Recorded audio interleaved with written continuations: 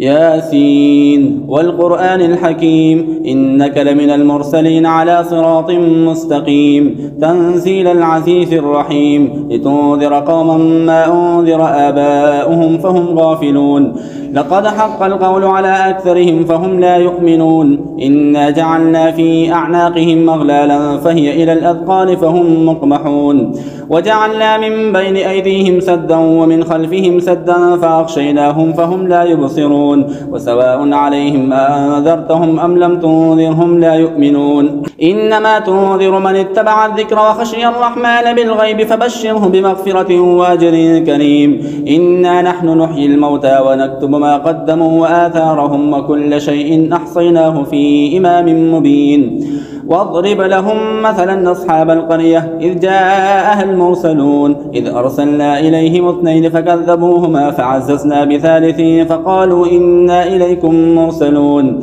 قالوا ما أنتم إلا بشر مثلنا وما أنزل الرحمن من شيء إن أنتم إلا تكذبون قالوا ربنا يعلم إنا إليكم لمرسلون وما علينا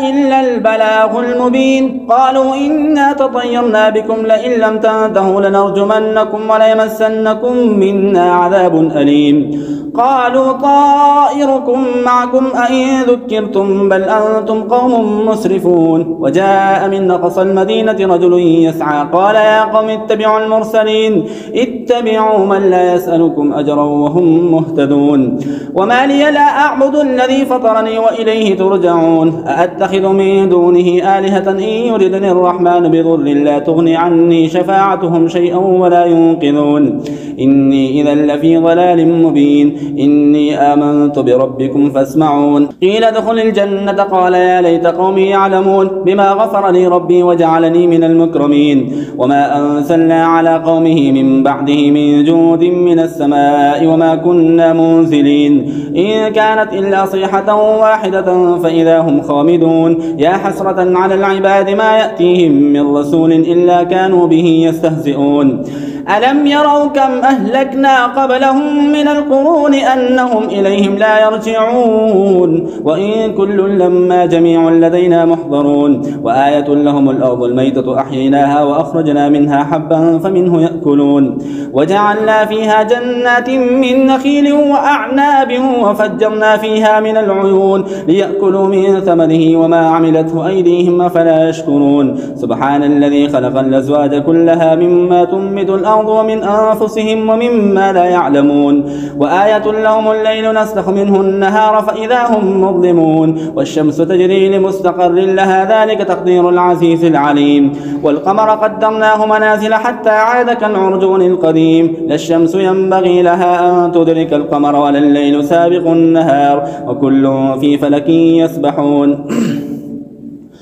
وآية لهم أنا حملنا ذريتهم في الفلك المشحون وخلقنا لهم من مثله ما يركبون وإن نشأ نغرقهم فلا صريخ لهم ولا هم ينقذون إلا رحمة منا ومتاعا إلى حين وإذا قيل لهم اتقوا ما بين أيديكم وما خلفكم لعلكم ترحمون وما تأتيهم من آية من آيات ربهم إلا كانوا عنها معرضين وإذا قيل لهم أنفقوا مما رزقكم الله قال الذين كفروا للذين آمنوا أنطعم من لو يشاء الله أطعمه إن أنتم إلا في ضلال مبين ويقولون متى هذا الوعد إن كنتم صادقين ما ينظرون إلا صيحة واحدة تأخذهم وهم يخصمون فلا يستطيعون توصية ولا إلى أهلهم يرجعون ونفخ في الصور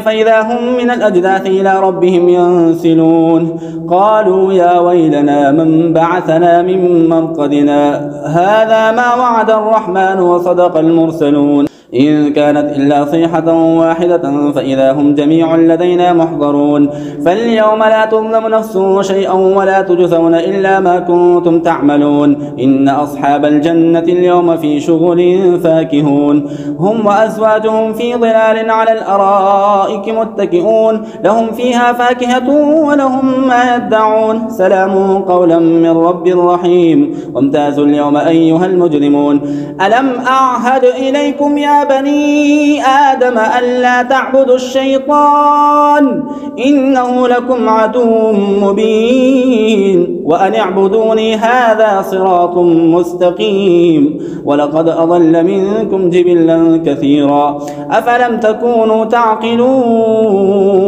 هذه جهنم التي كنتم توعدون اصلوها اليوم بما كنتم تكفرون اليوم نختم على